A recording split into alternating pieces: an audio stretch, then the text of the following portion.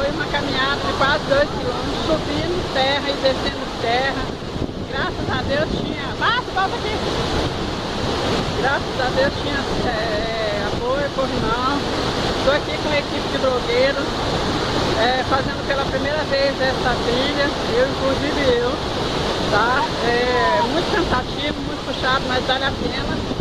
E olha só o resultado do esforço, tá?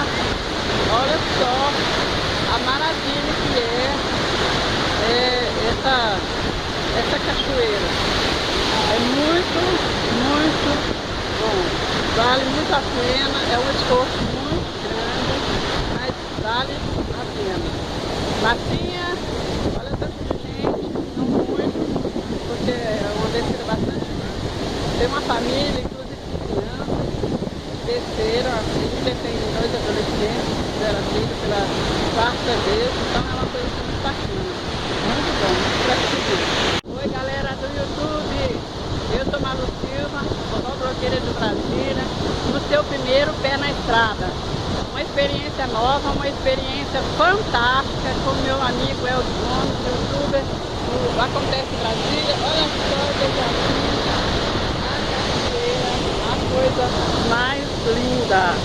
Gente, eu superei o obstáculo, eu superei os meus próprios limites.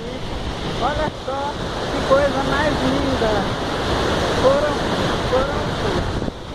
Foram 2 quilômetros de terra, subindo e descendo terra, mas valeu a pena.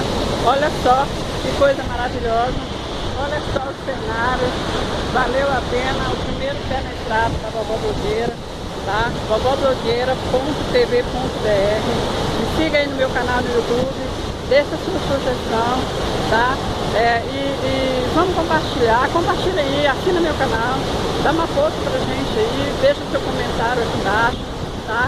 E diga aí o que você quer que a gente faça. Esse é o primeiro pé na estrada da Vovó Blogueira, tá? Convidada do portal Acontece Brasília, do meu amigo Elton Gomes, ali atrás, camisa verde, a blogueira Márcia Oliveira, e uma gente bacana. Gente, olha, eu não sei explicar, é maravilhoso, é muita energia, é muito bom, vale muito a pena fazer essa escalada, tá?